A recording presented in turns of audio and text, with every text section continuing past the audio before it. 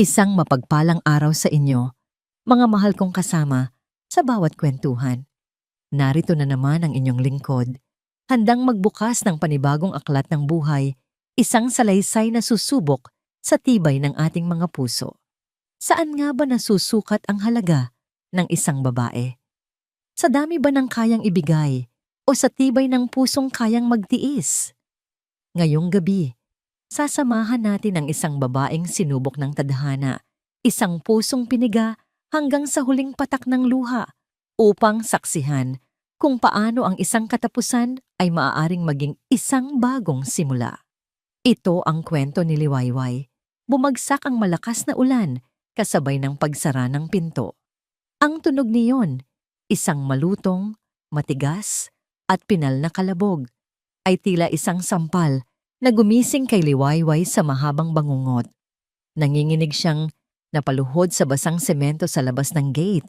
Yakap-yakap ang nag-iisang maletang naglalaman ng 7 taon ng kanyang buhay may asawa.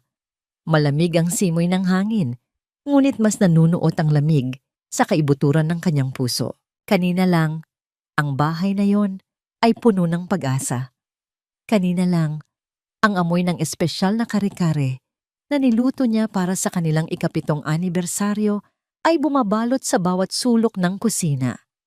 Maingat niyang inayos ang mesa para sa dalawa. Kumikinang ang mga kubyerto sa ilalim ng ilaw.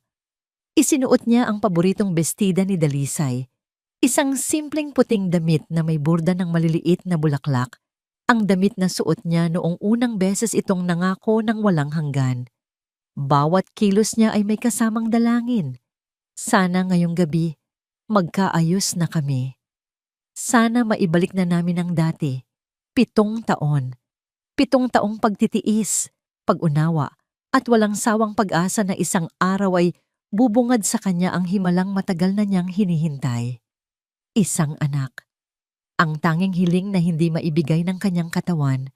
Ang tanging bagay na sa tingin niya ay bubuo sa kanilang pamilya at pupuno sa lumalaking puwang sa pagitan nilang mag-asawa. Ngunit hindi pag-asa ang dumating sa kanilang pintuan. Nang marinig niya ang tunog ng sasakyan ni Dalisay, mabilis niyang sinalubong ito sa pinto. Isang matamis na ngiti ang nakahanda sa kanyang mga labi. Ngunit natigilan siya, hindi nag-iisa ang kanyang asawa. Kasunod nito ang ina, si Aling Purifikasyon na may matalim na ngiti sa labi. Isang ngiting hindi kailanman nagdulot ng ginhawa sa kanya. Dalisay anak, sabi ni Liwayway, ang boses ay bahagyang nanginginig. Nagluto ako ng paborito mo. Maaga kang. Hindi niya natapos ang sasabihin. Dalisay, ang kanyang Dalisay, ay dumaan lamang sa kanyang tabi na parang isa siyang hangin. Walang emosyon ang mukha nito. Isang blangkong pader. Umupo ito sa sofa at ipinatong ang isang brown envelope sa lamesa. Ano yan? Tanong ni Liwayway habang ang kaba ay unti-unting gumagapang sa kanyang dibdib. Si Aling Purifikasyon ang sumagot. Iyan ang katibayan ng iyong kalayaan, Liwayway, at ang kalayaan din ng anak ko mula sa isang sumpa. Napakunot ang noo ni Liwayway. Hindi ko po kayo maintindihan. Simple lang, sabi ng biyenan. Ang boses ay puno ng lason. 7 taon. 7 taon naming tiniis ang isang tulad mo. Isang tuyot na puno na hindi kailanman mamumunga. Isang babaeng walang silbi. Ang bawat salita ay parang punyal na tumatarak sa kanyang puso. Namanhid ang buo niyang katawan. Tumingin siya kay Dalisay, naghahanap ng saklolo ng kahit anong senyales na ipagtatanggol siya nito. Ngunit nanatili itong tahimik, nakatingin sa kawalan. Walang babala. Umakyat si Aling Purifikasyon sa kanilang silid. Narinig ni Liwayway ang malalakas na kalabog ng mga drawer na binubuksan at isinasara. Pagkatapos ng ilang sandali, nagsimulang umulan ng mga damit mula sa hagdanan. Ang kanyang mga bestida, ang kanyang mga blusa, ang kanyang personal na gamit. Inihahagis ng kanyang biyenan na parang mga basura. Wala kang dapat iwan dito. Lahat ng nagpapaalala sa'yo ay dapat maglaho. Sigaw nito mula sa itaas. Napaluhan na lamang si Liwayway. Hindi dahil sa mga damit, kundi dahil sa bawat piraso ng telang iyon ay may nakakabit na alaala. Mga pira-pirasong pag-asa na ngayon ay isa-isang winawasak sa kanyang harapan. Si Dalisay ay nanatiling hindi kumikibo, isang estatwang walang buhay. Nang matapos ang kanyang biyenan, bumaba ito at itinulak sa kanya ang isang nakahandang maleta. Iligpit mo yan at umalis ka na. May pirma na ng anak ko ang annulment papers. Pirmahan mo na lang at tapos na ang lahat. Sa wakas, tumayo si Dalisay. Lumapit ito sa kanya, ngunit hindi para alalayan siya. Inilapit nito ang mukha sa kanya at sa unang pagkakataon ngayong gabi, nagsalita ito. Ang boses nito ay malamig. Walang bakas ng 7 taong pinagsamahan. Wala kang silbi sa akin, Liwayway. Wala kang naibigay. Tapos na tayo. Pagkatapos ay tumalikod ito.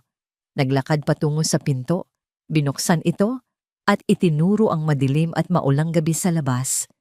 Iyon na ang huling sampal, hindi sa pisngi, kundi sa kanyang buong pagkatao. Dala ang maleta, naglakad siyang parang isang kaluluwang ligaw, palabas ng bahay na minsan niyang tinawag na tahanan. At doon, sa ilalim ng rumaragasang ulan, sa gitna ng kadiliman, gumuho ang kanyang mundo. Yakap ang maleta. Ang tanging tanong na paulit-ulit na umalingaw-ngaw sa kanyang isipan ay isang tanong na walang kasagutan. Saan ako pupunta? Sa gitna ng pag-iisa at kawalan ng pag-asa, iisang pangalan lamang ang pumasok sa kanyang isipan. Amihan. Ang kanyang matalik na kaibigan, ang kanyang kanlungan mula pa noong sila ay mga bata. Gamit ang natitirang lakas, nagpara siya ng taxi. Habang bumabagtas ang sasakyan sa mga kalsadang binabaha ng ulan, ang mga ilaw ng poste ay dumadaan na parang mga nagmamadaling multo sa kanyang paningin. Bawat patak ng ulan na humahampas sa bintana ay tila mga luhang hindi na kayang ilabas ng kanyang mga mata. Nang bumukas ang pinto ng apartment ni Amihan, isang mainit na yakap agad ang sumalubong sa basang-basa at nanginginig na si Liwayway. Walang tanong. Walang paghuhusga, isang yakap lang na nagsasabing, nandito ako. Doon, sa bisig ng kanyang kaibigan, bumigay na ang lahat ng pader na kanyang itinatayo. Humagulgol siya ng humagulgol. Ang bawat hikbi ay naglalaman ng 7 taon ng pinigil na sakit, ng mga pangarap na gumuho at ng kahihiyang ipinaramdam sa kanya. Wey, anong nangyari? Anong ginawa nila sa'yo? Nag-aalalang tanong ni Amihan habang inaakay siya papasok. Dinalhan siya ni Amihan ng tuyong damit at isang makapal na kumot.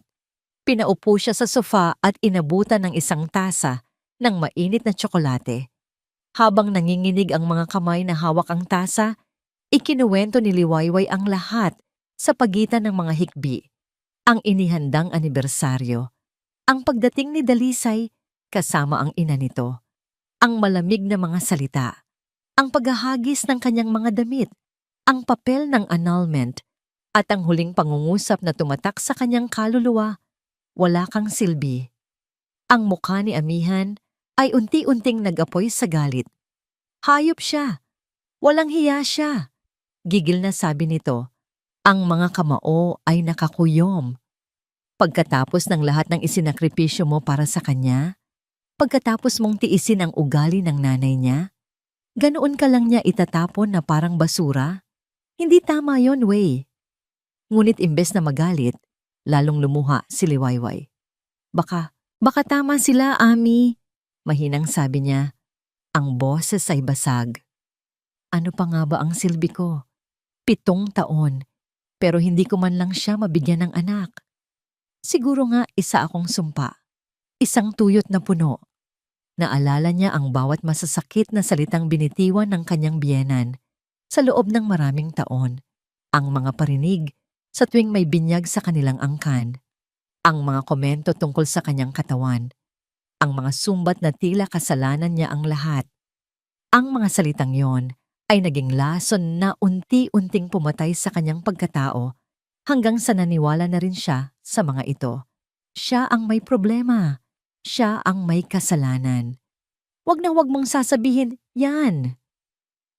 Mariing sabi ni Amihan, hinawakan ang kanyang mga balikat at pilit na ipinahaharap sa kanya. Hindi ikaw yan. Hindi yan totoo. Kilala kita, Liwayway. Ang halaga mo ay hindi nasusukat sa kung kaya mong magkaanak o hindi. Pero paano kung totoo nga? Nakita ni Amihan ang malalim na sugat sa mga mata ng kaibigan. Isang sugat na hindi basta-basta maghihilom. Huminga siya ng malalim.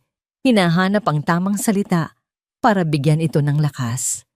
Naalala mo ba si Tita Elena ko? Mahinahong tanong ni Amihan. Yung kapatid ni Mama sa probinsya. 10 taon silang nagsama ng asawa niya. Walang anak. Ang sabi ng mga doktor noon, baog daw si Tita. Ang sabi ng pamilya ng asawa niya, palitan na siya. Pero hindi bumitaw si Tito. At alam mo ba, sa 11 taon nila, nagbuntis si Tita. Kambal pa. Minsan ang problema ay hindi na sa kung sino ang inaakala nating may problema. Isang maliit na kislap ng pag-aalinlangan ang dumaan sa mga mata ni Liwayway. Hindi tayo iiyak lang dito, Way. Determinado ang boses ni Amihan. Aalamin natin ang totoo. Bukas na bukas, pupunta tayo sa pinakamagaling na OBGYN na kilala ko. Magpapakonsulta ka para malaman natin, hindi mula sa bibig ng mga taong mapanghusga, kundi mula sa siyensya kung ano talaga ang katotohanan. Umiling si Liwayway. Natatakot ako, Ami. Paano kung kumpirmahin lang ng doktor ang sinasabi nila? Paano kung totoo ngang baog ako? Hindi ko nakakayanin. At paano kung hindi? Giit ni Amihan. Paano kung sabihin ng doktor na malusog ka? Hindi ba't nararapat mong malaman ang katotohanan yon? Para sa sarili mo, Way. Hindi para sa kanila. Ito ang unang hakbang para mabawi mo ang sarili mo. Natahimik si Liwayway. Sa gitna ng kadiliman, ang mga salita ni Amihan ay isang maliit na kandila. Nakakatakot ang liwanag nito dahil ipapakita nito ang lahat ng ayaw niyang makita. Ngunit ito rin ang tanging bagay na nag-aalok ng gabay. Tumango siya ng dahan-dahan, isang halos hindi makitang paggalaw. Sige, pabulong niyang sabi. Pumapayag na ako. Kinabukasan, sa isang malinis at tahimik na klinika, ang amoy ng antiseptiko ay tila nagpapabigat sa hangin. Matapos ang ilang pagsusuri, heto si Liwayway, nakaupo sa waiting area. Nanginginig ang kanyang mga kamay habang hawak-hawak ang isang puting sobreng naglalaman ng resulta. Nakapikit siya. Ang puso niya ay kumakaripas sa kaba. Isang malakas na tambol na tila gustong kumawala sa kanyang dibdib. Natatakot siyang buksan ito. Natatakot siyang harapin ang hatol na maaaring habambuhay na magkulong sa kanya sa sakit at kahihiyan. Liwayway Salcedo? Ang boses ng nurse na tumawag sa kanyang pangalan ay tila nanggaling sa napakalayong lugar. Hinawakan ni Amihan ang kanyang braso, isang marahang tapik na nagbigay sa kanya ng lakas para tumayo. Ang bawat hakbang patungo sa pinto ng opisina ng doktor ay parang paglalakad sa ibabaw ng mga karayom. Ang mga binti niya ay parang gelatin, handang bumigay anumang oras. Ang doktor, isang babaeng nasa mga 50 anyos na may mabait na ngiti, ay si Dr. Alma Reyes. Ngunit kahit ang ngiti nito ay hindi nakabawas sa kaba na bumabalot sa puso ni Liwayway. Naupo siya sa silyang nasa tapat ng mesa nito habang si Amihan ay tumayo sa kanyang likuran. Ang mga kamay ay nakapatong sa kanyang balikat bilang suporta. So these are your results, sabi ni Dr. Reyes. Kinukuha ang sobre mula sa nanginginig na kamay ni Liwayway. Hindi niya kayang buksan ito. Ang simpleng pagpunit sa papel ay parang isang hatol na hindi niya kayang isagawa. Binuksan ng doktor ang sobre at binasa ang mga papel sa loob. Tahimik. Ang bawat segundong lumilipas ay parang isang oras. Tinitigan ni Liwayway ang bawat pagbabago sa ekspresyon ng doktora. naghahanap ng kahit anong pahiwatig. Nagsimulang mamuo ang luha sa gilid ng kanyang mga mata. Handa na siya sa pinakamasakit na balita. Ngunit pagkatapos ng ilang sandali, ibinaba ni Dr. Reyes ang mga papel. Itinuon ang tingin sa kanya at ngumiti. Isang tunay, nakakaginhawang ngiti. Congratulations, Ginang Salcedo. Simula ng doktora, ang boses ay malinaw at kalmado. Ayon sa lahat ng resulta ng test na ginawa sa'yo, wala akong nakikitang anumang problema. Your reproductive system is perfectly healthy. Namanhid ang buong katawan ni Liwayway. Ang mga salita ay pumasok sa kanyang tainga, ngunit tila tumalbog lang palabas. Hindi ito nagproseso sa kanyang utak. Perfectly healthy? Pipakiulit po, doktora. Halos pabulong niyang sabi. Ngumiti muli ang doktora, mas malawak ngayon. Malusog ka, Liwayway. Wala kang anumang kondisyon na pumipigil sa'yo para magkaanak.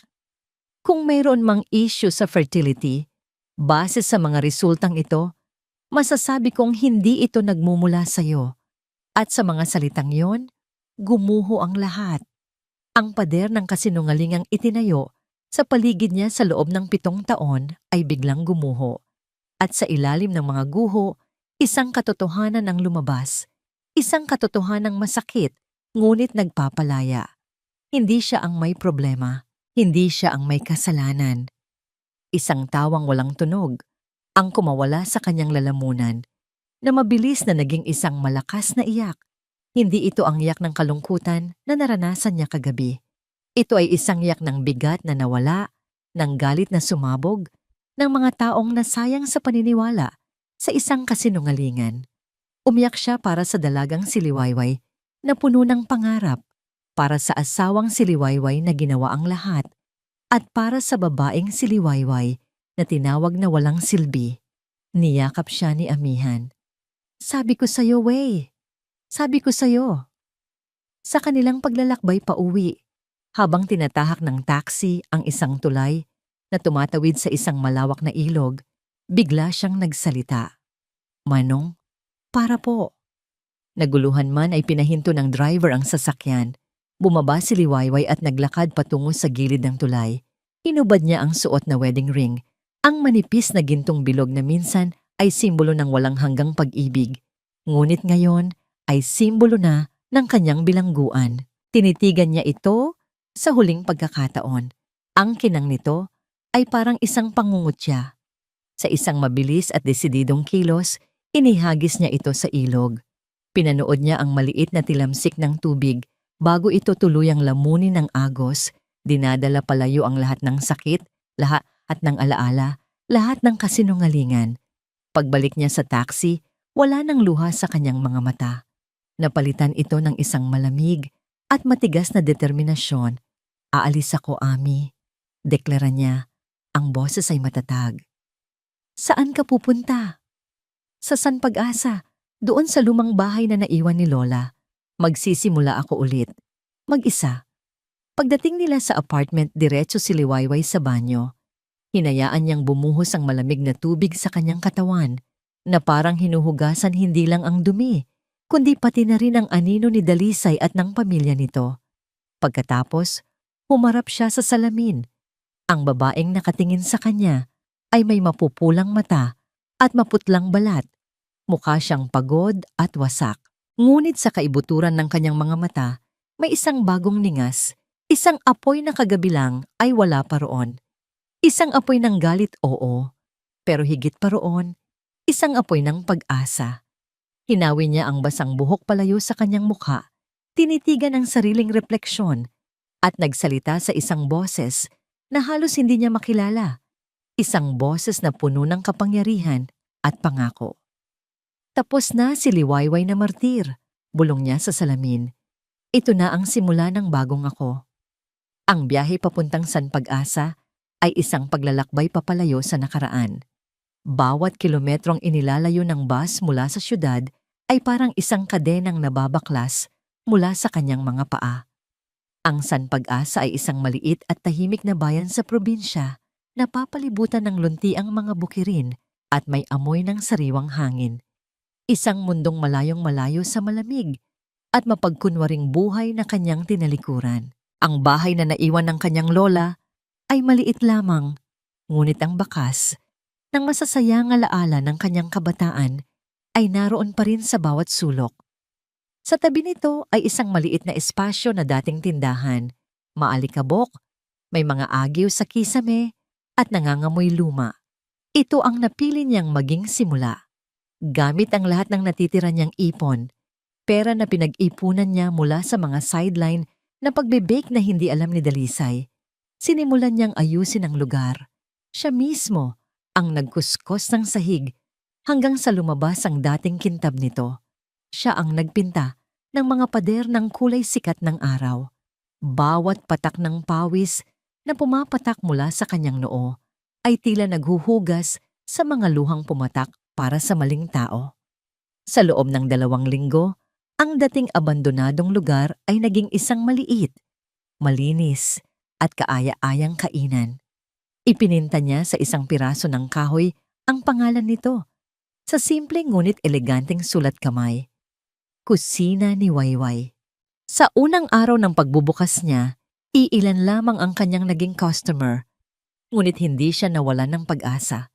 Ang bawat putaheng inihahain niya, adobo, sinigang, menudo, ay niluto ng may pagmamahal at dedikasyon. Ito ang kanyang mundo ngayon. Dito, siya ang may kontrol. Dito, ang kanyang halaga ay nasusukat sa sarap ng kanyang luto at sa ngiti ng mga taong nabubusog niya. Ilang araw ang lumipas, sa kalagitnaan ng abalang tanghalian, isang lalaki ang pumasok sa kanyang kusina. Matangkad ito, may simple at malinis na pananamit at may ngiting tila nagdadala ng kapayapaan. Umupo ito sa isang bakanting mesa sa sulok at matiyagang naghintay. "Magandang tanghali po. Ano po ang sa inyo?" Tanong ni Liwayway, hawak ang isang maliit na notepad. "Magandang tanghali din," sagot ng lalaki. Ang boses ay mahinahon. "Naamoy ko mula sa labas ang adobo mo. Tila tinatawag ako." Napangiti si Liwayway. "Adobo po ang best-seller namin." "Kung ganoon, isang order niyan at isang extra rice." Habang kumakain ang lalaki, hindi mapigilan ni Liwayway na mapansin ang paraan ng pagkain nito. Dahan-dahan, ninanamnam ang bawat subo na parang isang napakalaking biyaya ang pagkain sa kanyang harapan. Nang matapos ito, lumapit ito sa counter para magbayad. "Ako si Sinag Aguilar. Nagtuturo ako sa public school dyan sa kanto." Pagpapakilala nito, masasabi kong ito na yata ang pinakamasarap na adobo na natikman ko sa buong San Pag-asa.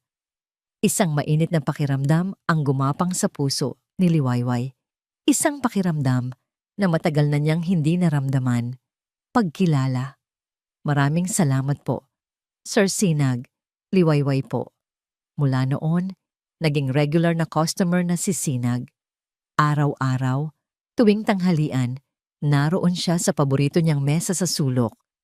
Nagkakaroon sila ng mga maiikling usapan tungkol sa panahon, tungkol sa mga estudyante ni Sinag, tungkol sa mga bagong putahe na sinusubukan ni Liwayway. Bawat pag-uusap ay magaan, walang bigat, walang pait. Sa mga sandaling iyon, hindi siya si Liwayway na baog o walang silbi. Siya si Liwayway, ang may-ari ng masarap na kusina. Isang hapon, habang nagliligpit si Liwayway, napansin niyang umuuga ang isa sa mga mesa na inuupuan ni Sinag kanina. Sinubukan niyang ayusin ito, ngunit lalo lang itong lumala. "Mukhang kailangan mo ng tulong dyan." Napalingon siya. Si Sinag, nakatayo sa may pinto, pabalik mula sa eskwelahan. "Sir Sinag, naku, nakakahiya po." "Walang problema," sabi nito. Inilapag ang dala nitong mga libro. Sa loob ng ilang minuto, kumuha ito ng ilang gamit mula sa kanyang munting toolbox sa sasakyan at inayos ang paa ng mesa. Habang nakayuko ito, hindi sinasadyang nagdikit ang kanilang mga kamay nang iabot niya ang isang tornilyo. Isang bahagyang kuryente ang gumapang sa braso ni Liwayway. Mabilis niyang binawi ang kanyang kamay. Ang puso niya ay biglang kumabog nang hindi niya inaasahan. Matagal matagal na mula nang may nakaramdam siya ng ganoon. Ang huling lalaking humawak sa kanya ay nagdulot lamang ng sakit. Ayan, ayos na, sabi ni Sinag. Tumayo at pinagpagan ang kanyang mga kamay, walang kamalay-malay sa epekto ng kanilang saglit na pagdadaiti. Mas matibay pa sa dati. Sasalamat po talaga, nauutal niyang sabi. Ngumiti si Sinag. Isang nangiting umabot hanggang sa kanyang mga mata. Walang anuman. Sige, mauuna na ako. Nang gabing iyon, pagkatapos isara ang kanyang kusina, nanatili siyang nakaupo sa loob. Pagod ang kanyang katawan, ngunit ang kanyang isipan ay gising na gising. Ang pakiramdam ng mainit na palad ni Sinag na dumampi sa kanya ay nanatili. Isang multo ng init sa kanyang balat na matagal nang nanlamig. Inangat niya ang kanyang kamay at tinitigan ito na parang may nagbago rito. Ito ay isang simpleng pagdampi lamang. Aksidente. Walang mali siya. Ngunit para kay Liwayway, ito ay parang isang kulog sa isang tahimik na kalangitan. Sanay na siyang walang humahawak sa kanya ng may kabaitan. Ang mga huling paghawak na natatandaan niya mula kay Dalisay ay marahas, isang pagtulak, isang paghila sa braso, o isang malamig na pag-iwas. Ngunit ang pagdampi ni Sinag ay iba. Iyon ay mainit, magalang, at higit sa lahat, ito ay parte ng isang pagtulong na walang hinihintay na kapalit. Napapikit siya ng mariin. Ano ba itong iniisip mo, Liwayway? Saway niya sa sarili. Lalaki pa rin yan. Pare-pareho lang sila. Ganito rin si Dalisay nung una. Mabait, maginoo, puno ng matatamis na salita. At naniwala siya, ibinigay niya ang lahat. Para lang madiskubre sa huli na lahat ng yon ay isang palabas, isang patiboong para makuha ang gusto nito. Ang tiwala niya sa mga lalaki ay nadurog, naging abo, at tinangay na ng hangin kasama ng mga pangarap niya. Hindi na ako magpapaloko ulit. Matigas na pangako niya sa sarili. Itutuon niya ang kanyang lakas sa kusina ni Wayway. Ito ang kanyang magiging mundo. Dito, ligtas siya. Habang malalim ang kanyang iniisip, bigla siyang nagitla sa tatlong mahinang katok sa saradong pinto. Tok, tok, tok. Sino naman kaya iyon? Gabi na at sarado na siya. Dahan-dahan siyang tumayo at sumilip sa maliit na siwang ng bintana. Ang figurang nakatayo sa labas, bahagyang naiilawan ng poste, ay pamilyar. Si Sinag. Nag-aalangan man ay binuksan niya ang pinto. Sir Sinag, may problema po ba? Isang bahagyang alanganing katnangiti ang nasa labi nito. Pasensya na sa abala, Liwayway. Gabi na. Naiwan ko yata ang mga libro ko sa mesa kanina. Itinuro nito ang mesa sa sulok kung saan ito laging umuupo. Doon nga sa ibabaw ng mesa ay may tatlong makakapal na libro. Ay oo nga po pala. Nako, pasensya na, hindi ko napansin. Sabi ni Liwayway, medyo nahihihiya. Pasok po kayo. Pumasok si Sinag at kinuha ang kanyang mga libro. Nang humarap itong muli kay Liwayway, napansin nito ang bakas ng pagod sa kanyang mga mata. Mukhang pagod ka na. Mag-isa ka lang ba dito palagi hanggang sa pagsasara? Tumango si Liwayway. Kaya naman po. Tinitigan siya ni Sinag sandali na parang may malalim na iniisip. Kung hindi ka pa uuwi ka agad, dahan-dahan nitong sabi, baka gusto mong maglakad-lakad muna? Maganda ang hangin sa labas ngayon para ma-relax ka naman kahit saglit. Natigilan si Liwayway sa imbitasyon, isang simpleng pag-aya na maglakad. Walang hapunan sa magarbong restaurant, walang panunood ng sine, isang paglalakad lang. Simple. At dahil sa pagiging simple nito, mas lalo itong naging totoo. Hindi siya nakasagot agad. Ngunit sa loob ng kanyang dibdib, sa unang pagkakataon, sa loob ng napakatagal na panahon, naramdaman niyang muling kumabog ng mabilis ang kanyang puso. Hindi dahil sa sakit o takot, kundi dahil sa isang kislap ng panibagong pag-asa. Isang mahabang katahimikan ang namagitan sa kanila. Ang alok ni Sinag ay kasing simple ng hanging umiihip, ngunit para kay Liwayway, ito ay isang sangasangang daan. Ang isang landas ay pabalik sa ligtas, ngunit malungkot na kalungkutan ng kanyang kusina. Ang isa naman ay isang hindi pamilyar na daan na hindi niya alam kung saan patungo. Sa huli, isang bahagi niya na matagal nang natutulog, ang bahaging nangangarap pa rin, ang nagpasya para sa kanya. Sige po, mahina niyang sagot. Sapat lang para marinig. Isang matamis na ngiti ang sumilay sa mga labi ni Sinag. Naglakad sila nang walang patutunguhan sa ilalim ng mga bituin, ang tunog lamang ng kanilang mga yapak at ng mga kuliglig sa damuhan ang maririnig. Hindi nagsalita si Sinag, hindi siya nagtanong. Hinayaan lamang niya si Liwayway na huminga, na damhin ang gabing payapa. Ang katahimikang yon ay isang regalo, isang malaking kaibahan sa nakabibinging panunumbat na kanyang kinasanayan. Sa mga sumunod na araw, ang kanilang samahan ay unti-unting lumalim. Hindi na lamang sa tanghalian nagkikita. Minsan, pagkatapos magsara ni Liwayway, naroon na si Sinag, nag-aalok na tulungan siyang magligpit o simpleng samahan siyang magkape. Nalaman ni Liwayway na ulila na rin ito at ang pagtuturo sa mga bata sa San Pag-asa ang nagsisilbing pamilya at misyon niya. Nalaman naman ni Sinag ang hilig ni Liwayway sa pagluluto, ang pangarap niyang magkaroon ng isang tunay na restaurant balang araw. Isang hapon, isinurpresa siya ni Sinag. Isara mo muna ang kusina ng maaga, sabi nito. May ipapakita ako sa'yo. Dinala siya ni Sinag sa isang burol sa labas ng bayan, sakay ng luma nitong motorsiklo. Pagdating nila sa tuktok, isang napakagandang tanawin ang bumungad sa kanila. Mula roon, kitang-kita ang buong Sanpag. Asa na unti-unting nilalamon ng ginintuang liwanag ng papalubog na araw. Naupo sila sa damuhan, pinapanood ang pagbabago ng kulay ng langit. Ito ang paborito kong lugar, sabi ni Sinag. Sa tuwing pakiramdam ko ay mabigat ang mundo, dito ako pumupunta. Dito nagiging malinaw ang lahat. Ang ganda ng paligid at ang payapang presensya ni Sinag ay nagbigay ng lakas ng loob kay Liwayway. Ano ang nagdala sa iyo dito sa San Pag-asa, Wayway? Mahinahong tanong ni Sinag, ang tingin ay nasa malayo pa rin. Napalunok si Liwayway. Ito na ang tanong na matagal na niyang iniiwasan.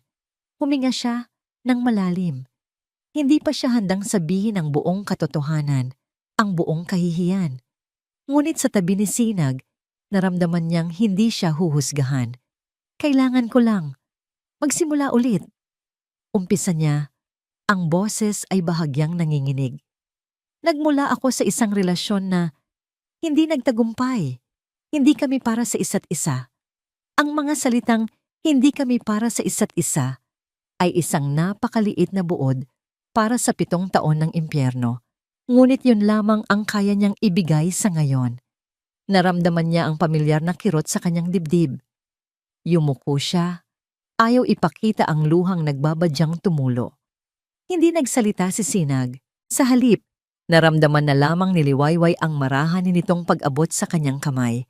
Hindi ito isang paghawak na mapangahas, kundi isang pagdampi na puno ng pag-unawa na parang sinasabing, naririnig kita.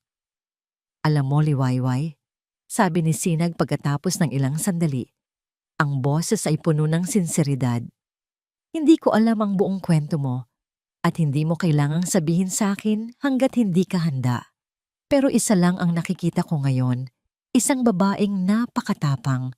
Isang babaeng bumangon mula sa kung anumang pagsubok ang pinagdaanan niya at nagtayo ng sarili niyang mundo gamit ang sarili niyang mga kamay. Tumingin ito sa kanya at sa ilalim ng papalubog na araw, nakita ni Liwayway ang isang emosyon sa mga mata nito na hindi niya pa nakikita dati. Sana malaman mo ito, patuloy ni Sinag.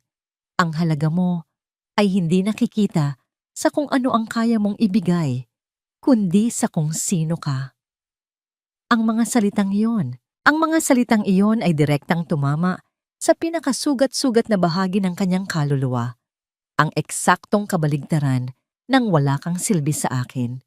Bigla, ang mga luhang pinipigilan niya ay kusa ng bumagsak. Sa harap ng kanyang pagluha, hindi nataranta si Sinag. Hinintay lang niya itong humupa.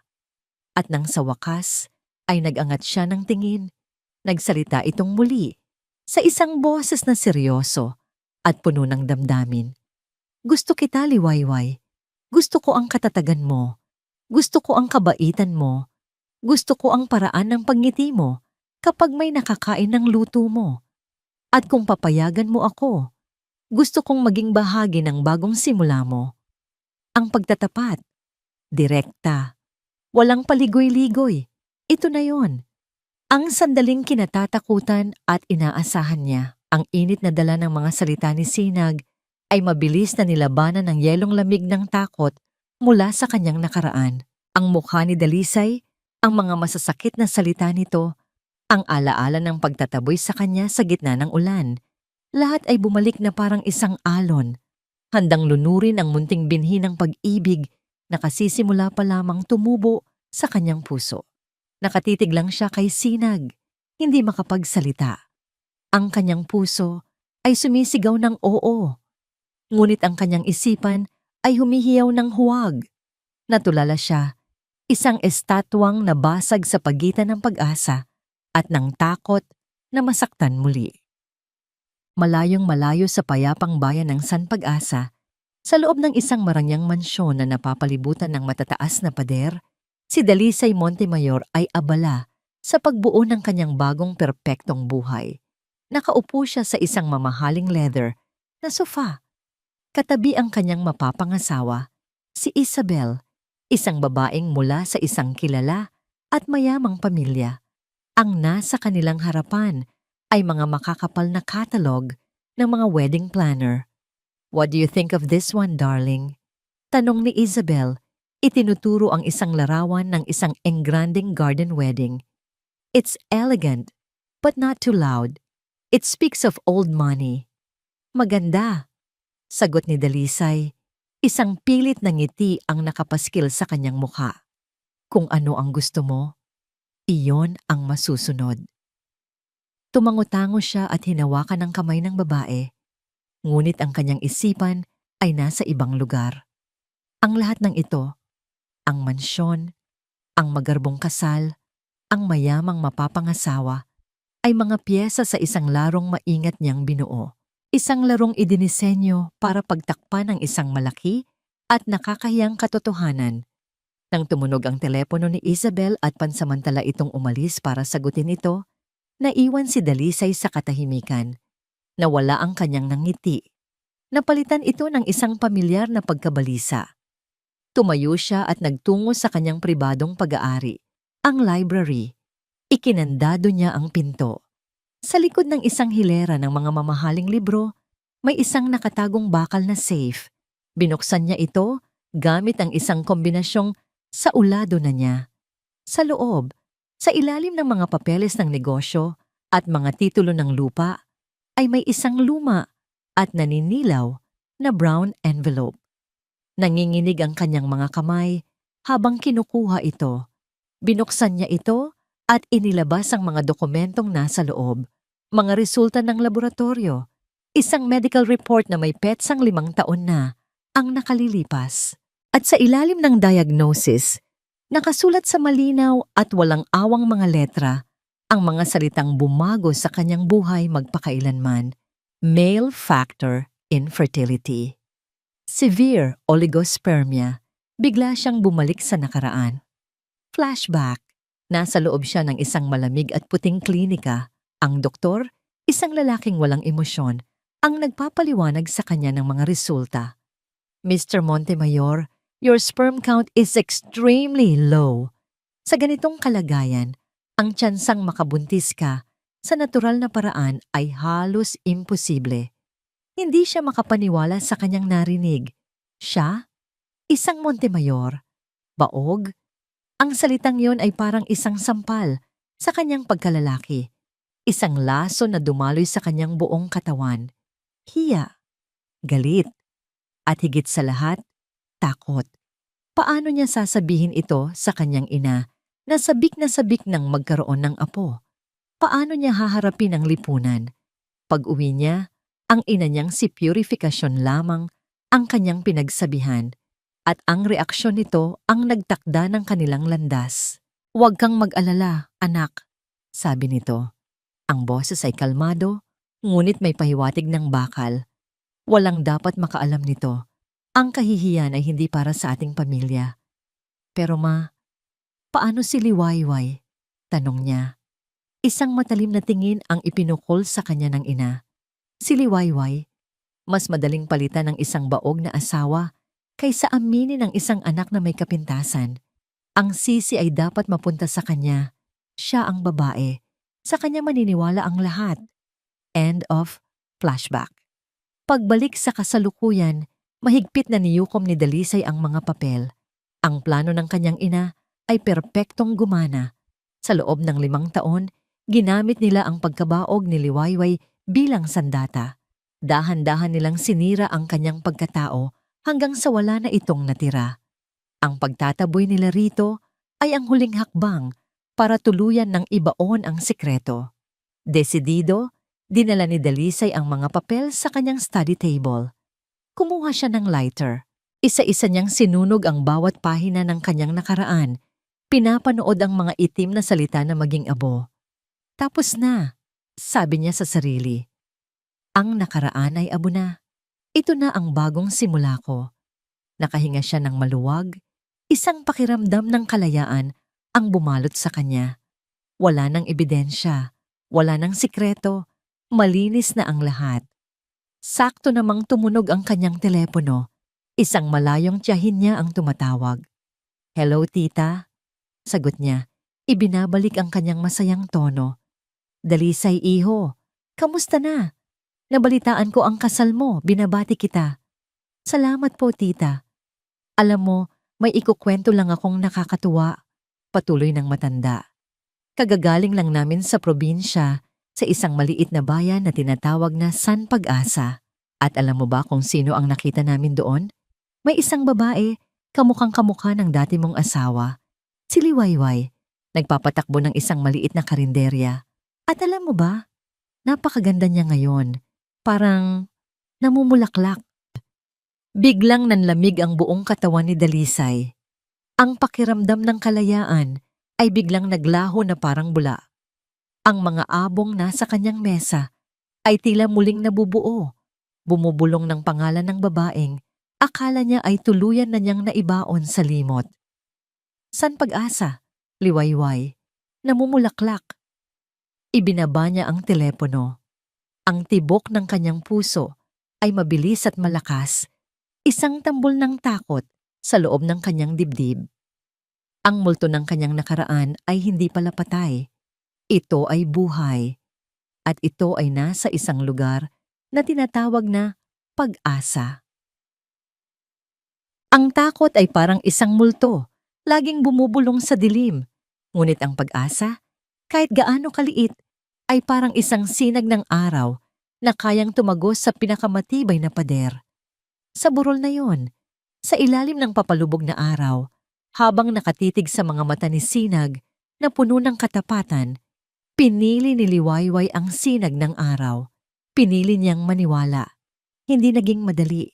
May mga gabing binabangungot pa rin siya, nagigising na pawis at humihingal.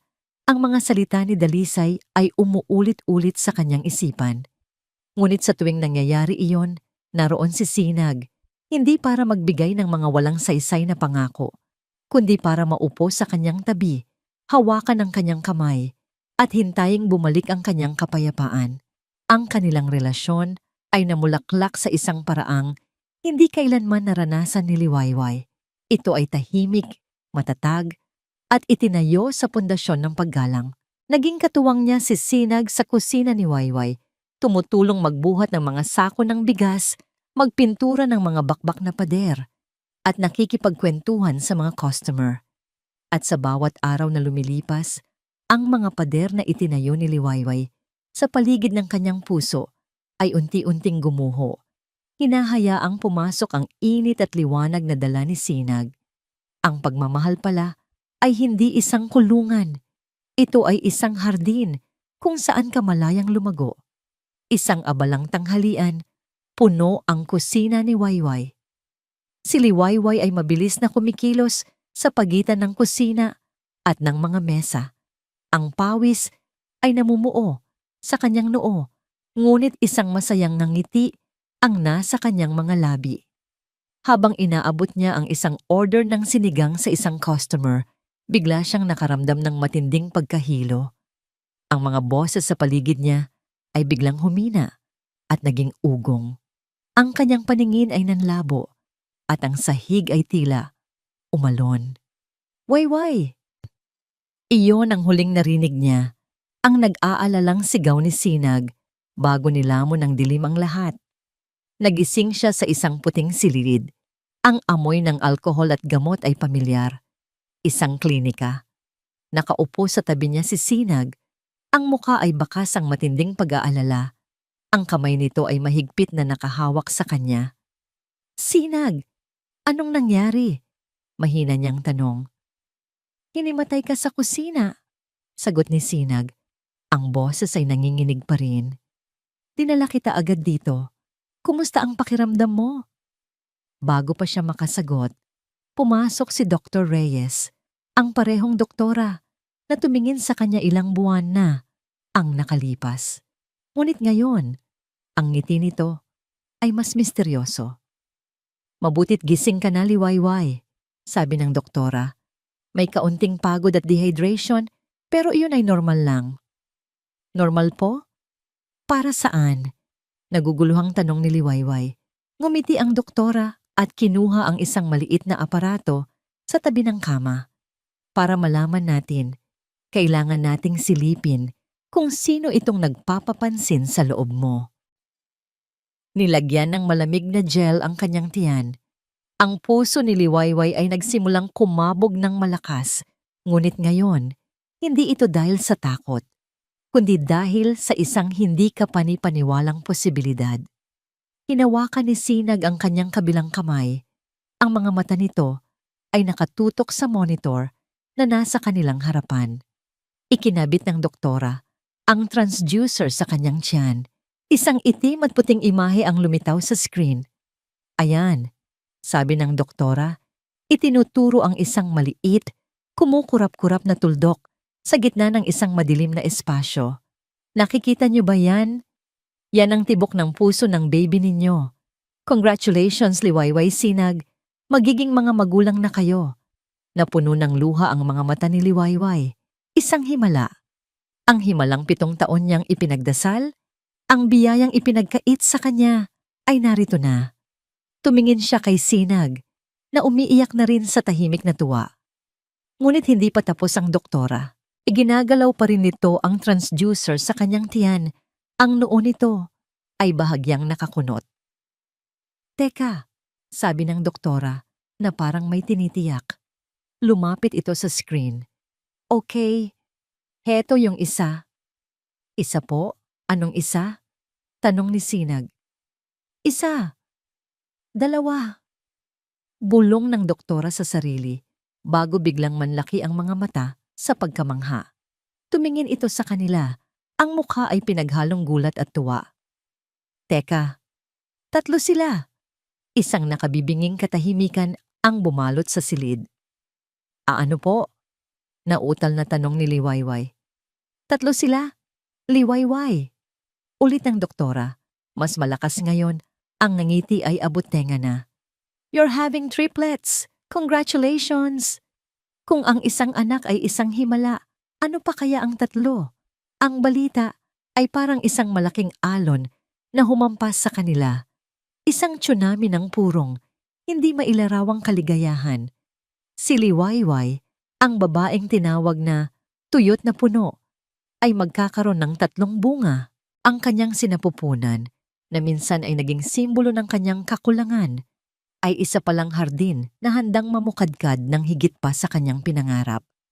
Niyakap siya ni Sinag ng mahigpit. Ang mukha nito ay basang-basa ng luha. Naririnig mo ba yon, mahal ko? Bulong nito sa kanyang tainga. 3, hindi tayo iniwan ng Diyos. Hindi kanya iniwan. Pangako, aalagaan ko kayong 4. Hinding-hindi ko kayo pababayaan. Sa yakap na yon, sa loob ng maliit na silid na yon, naramdaman ni Liwayway ang ganap na kaligayahan. Wala nang kulang. Buo na siya.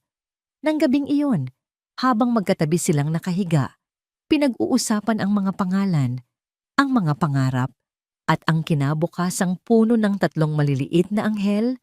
Tumunog ang telepono ni Liwayway. Si Amihan. Hello, Ami! May sasabihin akong magandang balita. Masayang bati ni Liwayway. Ngunit ang boses sa kabilang linya ay seryoso. Wey, may kailangan ka ring malaman. Bago ka magalit, nakita ko lang sa social media. Nag-post yung pinsan ni Dalisay. Napakunot ang noo ni Liwayway. Ano yon?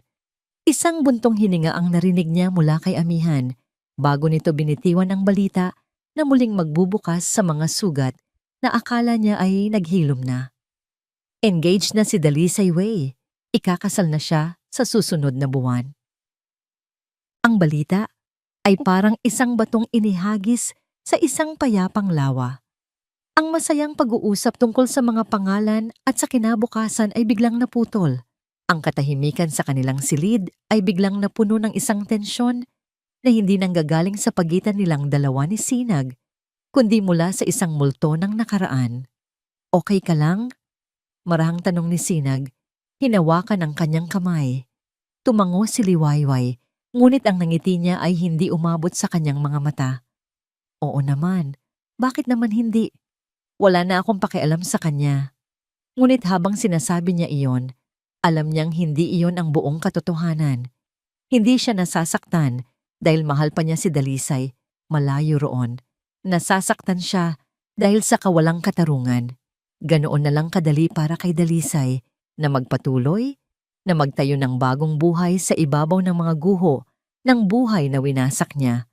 Habang siya ay kinailangan niyang pulutin ang bawat basag na piraso ng kanyang pagkatao ng mag-isa. Kinabukasan, ipinadala ni Amihan ang litrato ng engagement ni Dalisay na nakita nito online. Naroon si Dalisay, nakangiti ng malapad, katabi ang isang babaeng maganda at halatang mayaman. Nakatingin si Liwayway sa babae, sa perpekto nitong buhok, sa mamahalin nitong damit, sa kumikinang na diamanteng singsing. Hindi selos ang naramdaman niya, kundi isang kakaibang awa. Alam kaya ng babaeng ito kung anong klaseng tao ang pakakasalan niya. Huwag mo nang tingnan yan, sabi ni Sinag. Marahang ibinaba ang telepono mula sa kanyang kamay. Hindi siya ikaw, at ang nangiti niyang iyan ay hindi kasing ganda ng sayo. Ang simpleng mga salita ni Sinag ay sapat na para pagaanin ang kanyang loob. Samantala, sa Maynila, ang balita tungkol sa namumulaklak na si Liwayway ay mabilis na nakarating kay Doña Purificacion Montemayor. Isang karinderya, halos maidura ng matanda ang iniinom niyang tsaa, habang kausap sa telepono ang pinsang nagdala ng balita. Anong klaseng buhay yan? Nakakahiya. Mabuti na lamang at wala na siyang daladalang apelyido natin. Ngunit sa likod ng kanyang pagmamaliit, isang binhi ng pagkainis at pag-aalala ang nagsimulang tumubo. Bakit namumulaklak? Ang salitang yon ay hindi nababagay sa isang babaeng tuyot at taba. Desidido siyang alamin ang katotohanan. Alam niya kung sino ang tatawagan. Nang tumunog ang telepono ni Amihan at nakita ang pangalan ni Purificacion, agad siyang napairap. Ngunit sinagot niya ito, ang boses ay kalmado at handa sa anumang verbal na patibong. Amihan Hija, kamusta ka na? Bungad ng matanda. Ang boses ay pinatamis na parang pulot. Naalala lang kita. At naalala ko rin si Liwayway. Kamusta na ba talaga siya? Nag-aalala ako sa kanya. Mabuting mabuti po siya, tita. Sagot ni Amihan, idiniin ang salitang mabuti. Masaya po siya ngayon. Talaga ba? Nabalitaan ko? Nagtayo raw ng munting kainan? Hindi ba mahirap ang buhay niya? Baka kailangan niya ng tulong? Patuloy ng matanda. Bawat tanong ay may nakatagong lason. Ngumiti si amihan sa kabilang linya. Nako, hindi naman pumunti ang kainan niya. Sa katunayan, napakalakas po nito. At hindi po siya nag-iisa. Puno po ng pagmamahal ang buhay niya ngayon. Natigilan si purifikasyon. Pagmamahal? Nakahanap na siya ng iba? Ang masasabi ko lang po, tita, ay hindi na siya malungkot. At hinding-hindi na po siya muling magiging malungkot. Matatag na sagot ni amihan, bago magalang na nagpaalam. Ibinalita ni amihan ang pag-uusap nila kay Liwayway. Imbes na matakot, isang inis ang naramdaman ni Liwayway. Bakit hindi pa rin siya tinatantanan? Nang gabing iyon, habang hinahaplos niya ang kanyang lumalaki ng tiyan, isang bagong determinasyon ang nabuo sa kanyang puso. Ang laban na ito ay hindi na lamang para sa kanya. Ito ay para sa tatlong buhay na nasa loob niya. Hindi niya hahayaang madungisan ng anino ng kanyang nakaraan ang kinabukasan ng kanyang mga anak. Ipinangako niya sa sarili at sa tatlong anghel na dinadala niya na poprotektahan niya ang kanilang kapayapaan kahit anong mangyari. Makalipas ang isang linggo, isang delivery man ang nag-abot sa kanya ng isang maliit na sobrang gawa sa mamahaling papel. Wala itong pangalan ng nagpadala. Nagtataka, binuksan niya ito. Sa loob, isang makapal at eleganteng card ang kanyang nakita. Naka-emboss sa gintong tinta ang mga salita. You are cordially invited to the wedding of Isabel Dominic Araneta and Dalisay Morante Montemayor. At sa ibaba, sa isang maliit na sobre sa loob, may isa pang card. Nakasulat sa magandang calligraphy ang pangalan kung para kanino talaga ang imbitasyon. Ginang Liwayway Salcedo. Nanlamig ang kanyang mga kamay. Nabitawan niya ang imbitasyon na parang isang nagbabagang uling. Ito ay hindi isang simpleng paanyaya. Ito ay isang hamon. Isang sampal sa mukha. Isang malinaw na mensahe na kahit gaano siya kalayo, hindi pa rin siya tapos sa kanila. Ang imbitasyon ay nakalatag sa mesa. Isang puting parihaba ng pang-iinsulto sa gitna ng kanyang simpleng tahanan. Ang kinang ng gintong tinta ay tila nangungutya sa kanya. Hindi ito isang paanyaya. Isa itong pagpapahayag ng tagumpay, ang tagumpay ni Dalisay, at ang kabiguan niya. Nanginginig ang buong katawan ni Liwayway habang nakatitig dito. Bawat letra ay parang isang multo. Bumubulong ng mga salitang matagal na niyang sinubukang ibaon sa limot. Wala kang silbi. Isang tuyot na puno. Nakakahiya ka. Ang mga boses ni Dalisay at Doña Purifikasyon ay umalingaw-ngaw sa kanyang isipan. Kasing linaw ng araw na siya ay ipinagtatabuyan. Ang imbitasyong ito ay ang huling pako sa ataol ng kanyang dignidad. Ipinapadala ito para ipamukha sa kanya na habang siya ay nagtatrabaho sa isang maliit na kusina sa probinsya, ang lalaking nangapi sa kanya ay nagpapakasaya sa isang marangyang buhay, handang magsimula ng isang perpektong pamilya na hindi niya kayang ibigay. Isang nag-aalab na galit ang pumalit sa kanyang panlalamig. Dinampot niya ang imbitasyon. Ang kanyang mga daliri ay nanggigigil sa pagnanais na yurakan ito. Punitin. Gawing maliliit na piraso hanggang sa mawala ito magpakailanman. Pumunta siya sa kanyang kusina, ang kanyang santuwaryo. Binuksan niya ang kalan at ang asul na apoy ay sumayaw na parang isang demonyo, handang tupukin ang kanyang nakaraan. Dahan-dahan niyang inilapit ang sulok ng mamahaling papel sa apoy. Ilang pulgada na lang, konti na lang, at magiging abo na ang lahat. Huwag, Wei! Ang mahinahon, ngunit matatag na boses ni Sinag ay pumigil sa kanya. Hindi niya namalayan ang pagdating nito. Ang kamay nito ay marahang pumigil sa kanyang kamay. Inaalis ito mula sa mapanuksong apoy. Sunugin mo man yan, hindi mawawala ang sakit. Sabi ni Sinag, pinatay ang kalan. Nandyan pa rin. Anong gusto mong gawin ko? Sigaw ni Liwayway. Ang mga luhang nagbabadyang tumulo ay puno ng galit at sakit. Anong gusto nila? Ang saktan ako? Ang ipamukha sa akin na talunan ako? Na masaya na sila ngayon dahil wala na ang sumpa sa buhay nila.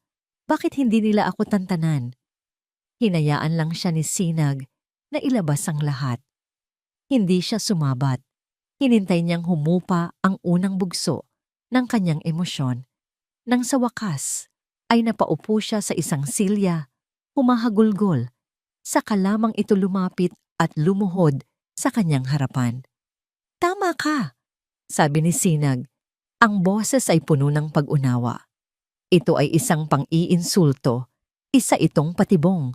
Gusto nilang makita kang masaktan. Tumingala si Liwayway. Ang mukha ay basang-basa ng luha. Kung ganoon, hindi ako pupunta. Hindi ko sila bibigyan ng kasiyahang yon. Hahayaan ko na lang sila. Umiling si Sinag. At hahayaan mo na lang na habang buhay nilang bitbitin ang kasinungalingan na ikaw ang may problema. Hahayaan mong isipin ng lahat ng tao na ikaw ang dahilan kung bakit kayo naghiwalay. Hahayaan mong balang araw may magtanong sa mga anak natin kung bakit iniwan ng una mong asawa ang nanay nila. Ang bawat tanong ay parang isang dagok na gumising sa kanya. Hindi na lang ito tungkol sa kanya at kay Dalisay. May 3 buhay na ngayon ang nakataya. Inabot ni Sinag ang imbitasyon mula sa mesa at inilagay ito sa kanyang kamay. Isipin mo, Wayway, ang pagpunta roon ay hindi para sa kanila. Hindi ito para sa paghihiganti. Tumingin ito ng diretso sa kanyang mga mata. Ang tingin ay puno ng pagmamahal at hindi matitinag na suporta. Hindi ito para sa kanya, Way. Para sa'yo ito. Para bawiin mo ang dangal na ninakaw nila sa'yo. Para sa mga anak natin. Para masimulan nila ang kanilang buhay sa mundong ito na alam ang buong katotohanan na ang ina nila ay isang mabuti at buong babae. Ang mga salita ni Sinag ay parang isang susi na nagbukas sa huling kandado ng kanyang pag-aalinlangan. Ang galit sa kanyang puso ay hindi nawala, ngunit ito ay nagbago ng anyo. Mula sa isang mapanirang apoy, ito ay naging isang puro at matatag na enerhiya. Isang lakas na hindi nagmula sa puot, kundi sa pag-ibig, pag-ibig para sa sarili at pag-ibig para sa kanyang mga anak. Dahan-dahan siyang tumayo. Naglakad siya patungo sa maliit na silid na inihanda nila para sa mga sanggol. Doon, sa gitna ng silid, nakatayo ang 3 magkakatabing kuna na gawa sa yantok, naghihintay. Hinaplos niya ang bawat isa. Para sa kanila. Ang lahat ng gagawin niya mula ngayon ay para sa kanila.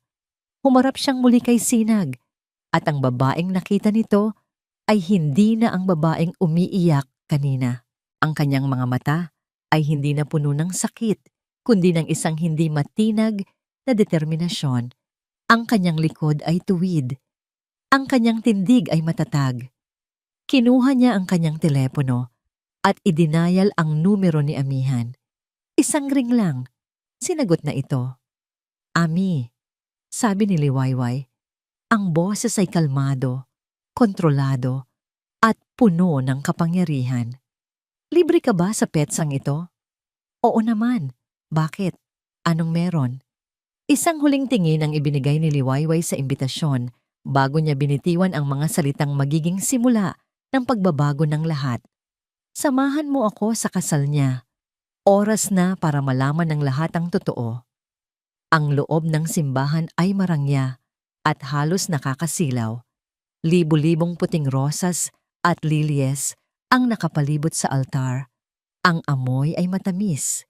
Ngunit sa pang-amoy ni Liwayway, ito ay artipisyal at nakakasakal. Ang organ ay tumutugtog ng isang engranding himig at ang mga bisita na pawang nakasuot ng kanilang pinakamamahaling damit ay bumubulong-bulong sa isa't isa. Pinupuri ang karangyaan ng okasyon. Sa gitna ng lahat, sa paanan ng altar, nakatayo si Dalisay Montemayor at ang kanyang nobyang si Isabel. Perpekto silang tingnan, isang larawan ng yaman at kapangyarihan. Nakasuot si Dalisay ng isang mamahaling suit, ang buhok ay maayos na nakaspetrolyo.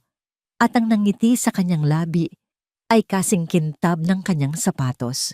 Ngunit alam ni Liwayway ang nasa likod ng nangiting iyon. Alam niya ang kabulukan na itinatago nito. Nagsimula na ng magsalita ang pari. Ang buong simbahan ay tumahimik, naghihintay sa simula ng seremonya. Sa eksaktong sandaling iyon, dahan-dahang bumukas ang malaki at mabigat na pinto sa likuran ng simbahan. Isang malakas na langit-lingit ang pumunit sa solemne na katahimikan at ang liwanag mula sa labas ay pumasok na parang isang spotlight. Lahat ng ulo ay lumingon. Ang musika ng organ ay natigilan. At doon, sa bukana ng pinto, nakatayo si Liwayway. Hindi siya nakasuot ng marangyang gown. Isang simpleng puting bestida lamang ang kanyang suot. Ang kulay ng kalinisan at bagong simula. Ang kanyang buhok ay nakalugay lang, humahampas sa kanyang balikat. Walang alahas. Maliban sa isang maliit na kwintas na bigay sa kanya ni Sinag. Ngunit ang kanyang mukha, ito ay nagliliwanag. Isang liwanag na nagmumula sa kapayapaan ng kalooban at hindi matitinag na katatagan. Sa kanyang kanan ay si Amihan. Ang mukha ay seryoso at handa. Sa kanyang kaliwa ay si Sinag, matatag at kalmado. Ang mga mata ay nakatuon lamang kay Liwayway, isang tahimik na pangako ng suporta. At sa mga bisig ni Sinag, dala-dala niya ang tatlong dahilan kung bakit sila naroroon. Tatlong malulusog na sanggol na lalaki, magkakamukha, mahimbing na natutulog, walang kamalay-malay sa bagyong malapit ng kanilang likhain. Isang kolektibong paghinga ang narinig mula sa mga bisita. Pagkatapos ay nagsimula ang mga bulungan na parang isang kawan ng mga bubuyog. Si Liwayway ba yan, ang dating asawa? Diyos ko, anong ginagawa niya dito? Tingnan ninyo, may mga kasama siya. Teka, mga sanggol ba yon? Ang mga bulungan ay umabot hanggang sa altar. Ang nangiti sa mukha ni Dalisay ay unti-unting nawala habang tinitingnan ang figura sa may pinto. Una, pagtataka. Sumunod, pagkalito. At nang sa wakas ay luminaw sa kanyang paningin kung sino ang mga kasama nito at kung ano ang dala-dala nila, ang pagkalito ay naging isang dalisay na takot. Ang kulay ay nawala sa kanyang mukha. Ang kanyang mga mata ay nanlaki sa hindi makapaniwalang sindak. Sa tabi niya, si Doña Purificacion na nakaupo sa unang hilera ay nanigas na parang isang estatwang nabuhusan ng yelo. Ang kanyang perpektong ayos at mapagmataas na tindig ay biglang gumuho. Dahan-dahang nagsimulang maglakad si Liwayway sa pasilyo. Bawat hakbang niya ay sinadya. Bawat tapak ng kanyang sapatos sa marmol na sahig ay umalingaw-ngaw sa nakabibinging katahimikan. Hindi niya pinansin ang daan-daang pares ng matang nakatitig sa kanya. Ang kanyang mga mata ay nakatuon lamang sa isang tao. Si Dalisay. Habang papalapit siya, papalakas din ang kabog ng kanyang dibdib. Ngunit ang kanyang mga hakbang ay nanatiling matatag. Ito na iyon. Ang pagtatapos, huminto siya ilang talampakan lamang mula sa altar, sa harap mismo ni Dalisay at ng babaeng dapat ay kanyang mapapangasawa. Ang buong mundo ay tila huminto sa pag-inog, naghihintay sa kanyang susunod na gagawin. Tumingin si Liwayway ng diretso sa mga mata ni Dalisay, mga matang puno ngayon ng pagkataranta. Ngumiti siya, isang nangiting hindi mapait, hindi mapaghiganti, kundi isang nangiting payapa at puno ng habag. At sa isang boses na malinaw, kalmado, at sapat na marinig ng lahat sa unang ilang hanay, sinabi niya ang mga salitang magsisimula ng pagguho ng lahat. Binabati kita, Dalisay. Nais ko lang ipakilala sa iyo ang mga anghel na ipinagkait mong makita. Ang mga salita ni Liwayway ay hindi isang sigaw. Ang mga ito ay isang bulong. Ngunit sa nakabibinging katahimikan ng simbahan, ang bulong na yon ay umaling-awngaw na parang isang kulog.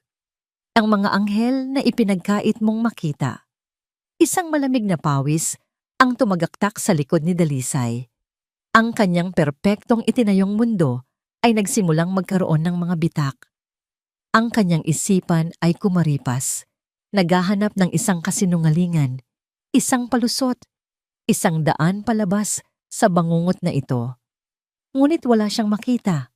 Ang ebidensya ay nasa kanyang harapan, buhay, humihinga, at mahimbing na natutulog. 3 buhay na patunay ng kasinungalingang kanyang itinayo. Naramdaman niya ang paghigpit ng hawak ni Isabel sa kanyang braso. Dalisay, who is she? Narinig niyang tanong nito. Ang boses ay matigas at may yelo. And what does she mean by that? Hindi siya makasagot. Ang kanyang dila ay parang naparalisa. Ang mga salita ay ayaw lumabas. Anak, narinig niya ang nanginginig na boses ng kanyang ina mula sa likuran. Isang pakiusap. Ngunit huli na ang lahat. Ang atensyon ng lahat ay na kay Isabel na ngayon.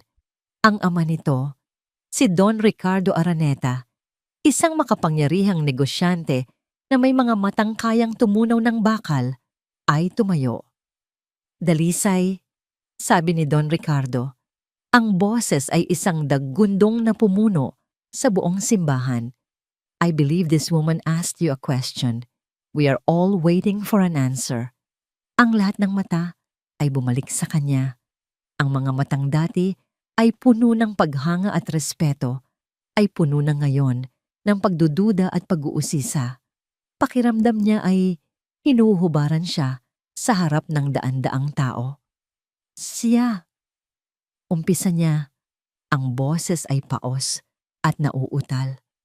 Siya si Liwayway, ang dati kong asawa. Naghiwalay kami dahil ano?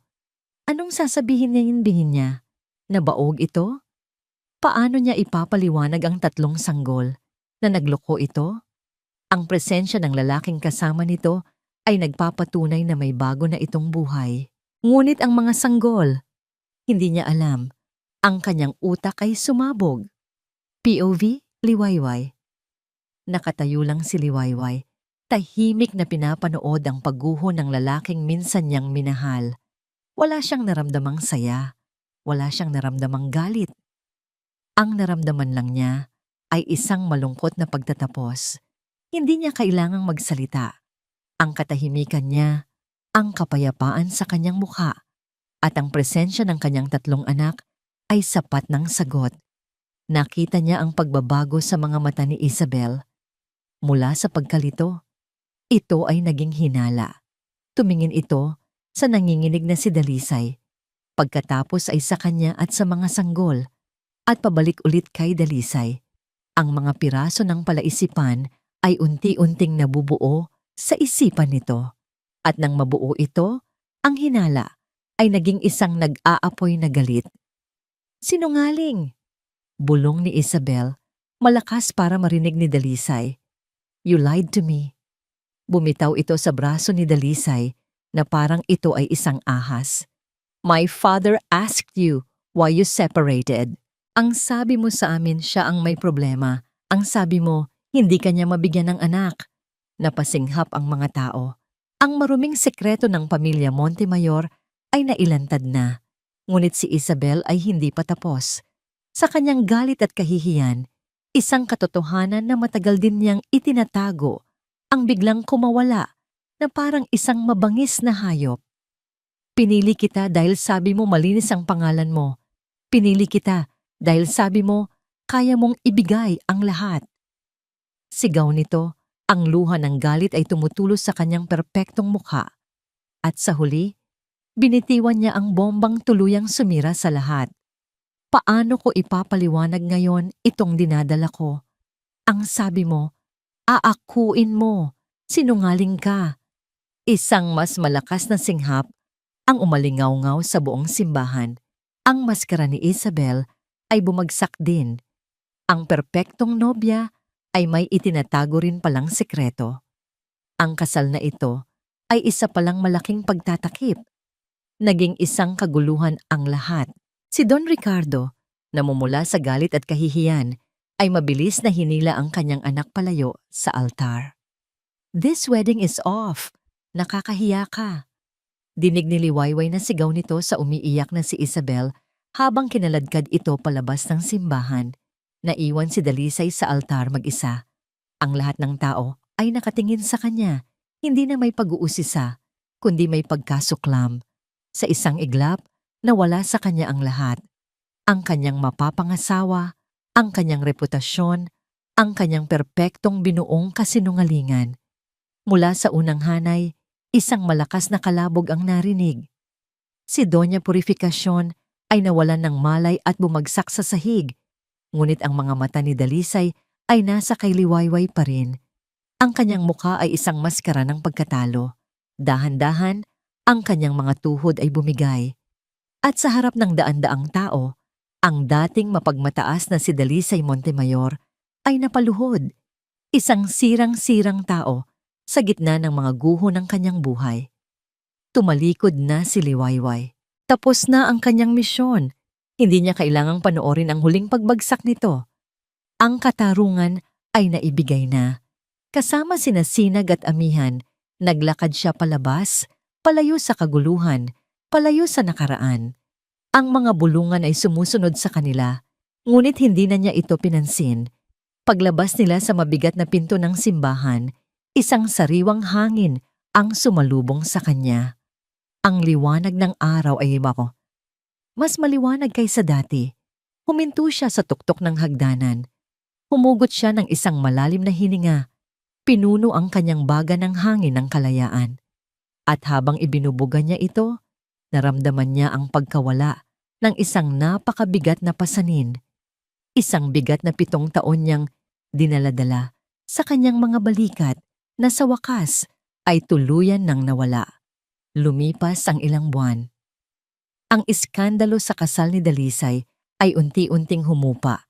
Naging isang tsismis na lamang na paminsan-minsan ay napag-uusapan sa mga umpukan bago tuluyang ibaon sa limot ng mga bagong balita.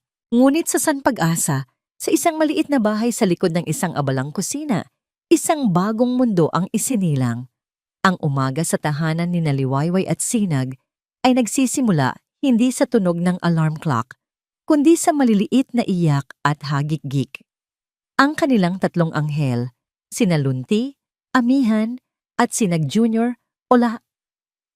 Para mas madali, ang naging araw at buwan ng kanilang buhay. Isang umaga, abala si Liwayway sa paghahanda ng almusal, habang si Sinag naman ay nagpapatulog sa isa sa mga sanggol. Ang dalawa pa ay masayang naglalaro sa kanilang playpen sa sala. Ang amoy ng sinangag at pritong isda ay humahalo sa amoy ng baby powder, isang kombinasyon na para kay Liwayway ay ang amoy ng tunay na tahanan. Dumating si Amihan, dala ang isang basket ng prutas at isang bagong batch ng mga chismis mula sa syudad. Matapos halikan ng kanyang 3 inaanak, naupo ito sa hapagkainan. "May pasalubong ako sa iyo, friend," sabi ni Amihan. Inilabas mula sa kanyang bag ang isang nakatuping dyaryo. Business section. Napakunot ang noo ni Liwayway habang kinukuha ito. Binuklat niya ang pahina at doon, sa isang maliit na artikulo sa gilid, nakita niya ang isang pamilyar na pangalan. Montemayor Group of Companies faces bankruptcy. Heir disowned. Ang artikulo ay maikli lamang. Isinasalaysay nito ang pagbagsak ng kumpanya ng mga Montemayor matapos masangkot sa isang malaking iskandalo sa negosyo. At sa huling talata, nabanggit na si Dalisay Montemayor, ang nag-iisang tagapagmana, ay itinakwil ang sarili nitong pamilya matapos ang personal na kahihiyan na nagdulot ng pagkasira ng mga mahahalagang business partnership, kasama na ang sa mga Araneta. Ayon sa mga source, huling nakita si Dalisay na nag-iisa, lasing, at wala nang natira sa dati nitong yaman at yabang. Matagal na tinitigan ni Liwayway ang artikulo, ang pangalan, ang mga salita, ang larawan ng pagbagsak. Walang ngalang ngiti ng tagumpay na sumilay sa kanyang labi. Walang kahit anong bakas ng saya. Sa halip, Isang malalim na buntong hininga ang kanyang pinakawalan, isang buntong hininga ng pagtatapos. Dahan-dahan niyang itinupi ang dyaryo at inilagay ito sa ilalim ng basket ng prutas na parang isang lumang sulat na hindi na kailangang basahin muli. Tapos na. Talagang tapos na. Hindi ka masaya? Tanong ni Amihan na nagmamasid sa kanya. Umiling si Liwayway. Ang kaligayahan ko, Ami, ay hindi nakadepende sa pagbagsak niya. Ang kaligayahan ko ay ito.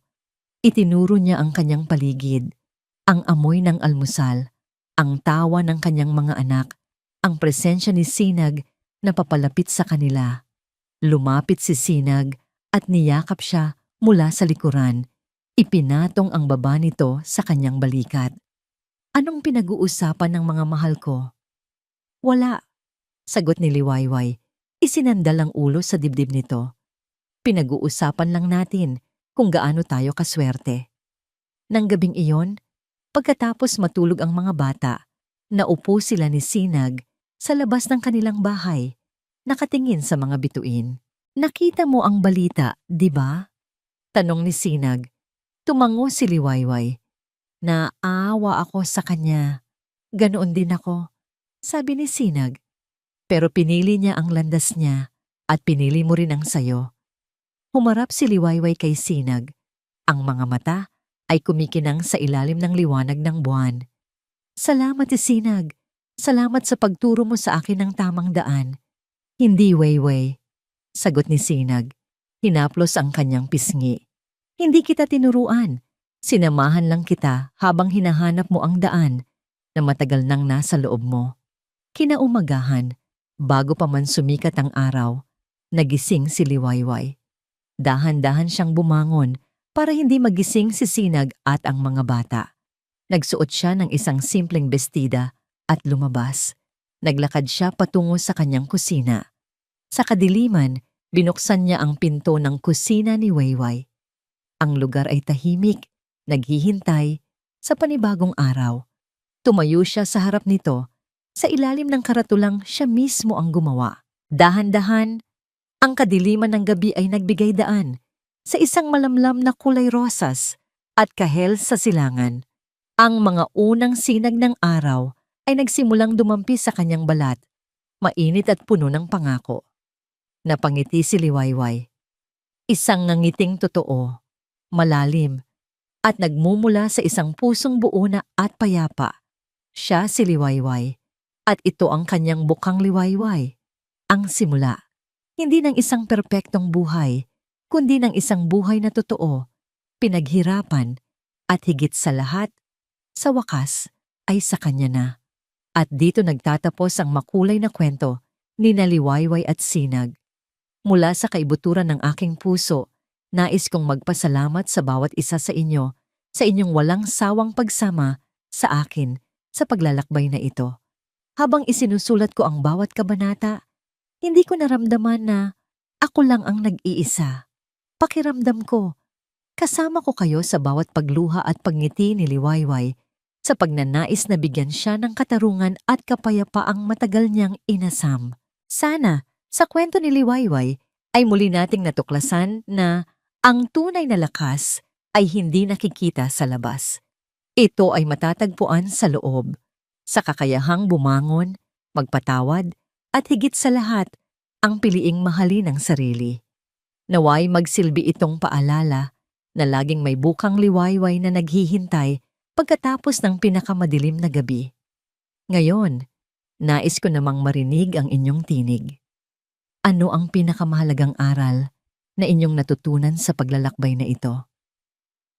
Anong bahagi ng kwento ang pinakatumatak sa inyong puso? Huwag po kayong mag-atubiling ibahagi ang inyong mga saloobin sa comment section sa ibaba. Bawat isa po sa mga yan ay mahalaga sa akin. Hanggang sa ating muling pagkikita sa panibagong kwento. Maraming salamat po at pagpalain nawa kayo.